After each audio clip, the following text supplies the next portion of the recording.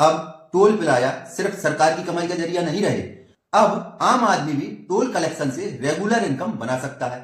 NHAI के national highway trust को सेबी से मंजूरी मिल चुकी है। इसका मतलब है हाईवे पर चलने वाली हर गाड़ी से अब आप भी रिटर्न बना सकते हैं। अगर आप कम रिस्क में, लॉन्ग टर्म में और रेगुलर इनकम के ऑप्शन ढूंढ रहे हैं तो यह वीडियो आपके लिए बहुत जरूरी है। वीडियो को पूरा देखें क्योंकि आखिरी में मैं साफ बताऊंगा कि यह निवेश आपके लिए सही है या नहीं।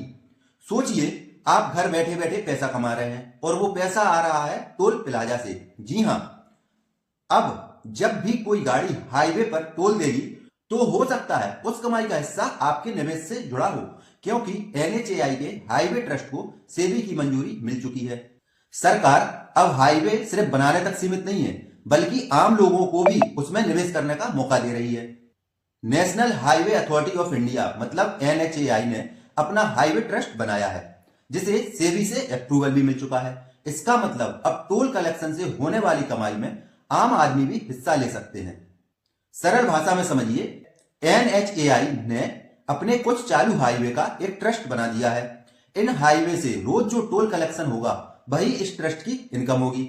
अब इस ट्रस्ट में लोग भी पैसा लगा सकते हैं और बदले में उन्हें हर साल रेगुलर रिटर्न मिलता है, बिल्कुल वैसे ही जैसे रिट की प्रॉपर्टी में किराया मिलता है।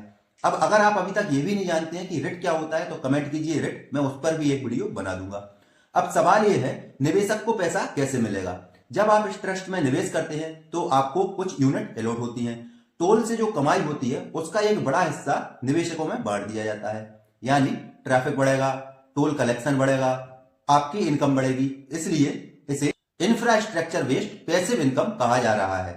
मीडिया रिपोर्ट्स के मुताबिक इस तरह के हाईवे ट्रस्ट में 8 से 10% तक का एनुअल रिटर्न मुमकिन बताया जा रहा है, लेकिन ध्यान रखिए ये फिक्स गारंटी नहीं है। लेकिन इनकम स्टेबल मानी जाती है क्योंकि हाईवे पर ट्रैफिक रुकता नहीं है। इसमें एफडी से थोड़ा ज्यादा आपको रिटर्न मिलेगा और शेयर मार्केट से कम रिस्क होता है, मतलब ये बीच का रास्ता है। हर निवेश में रिस्क होता है और यहां भी कुछ बातें समझना जरूरी है। अगर ट्रैफिक कम हो या फिर सरकार की पॉलिसी बदले या किसी बड़े मेंटेनेंस का खर्चा आ जाए तो आपका रिटर्न प्रभावित हो सकता है। लेकिन चूंकि ये एसेट सरकार का है और इनकम डेली टोल से आती है, इसलिए रिस्क लिमिटेड माना जा सकता है। तो यह निवेश सही है अगर आप चाहते हैं regular income, long term investment, low और मीडियम रिस्क और एफडी से ज्यादा बेहतर रिटर्न। लेकिन अगर आप तेज पैसा या शॉर्ट टर्म प्रॉफिट चाहते हैं तो ये ऑप्शन आपके लिए नहीं है।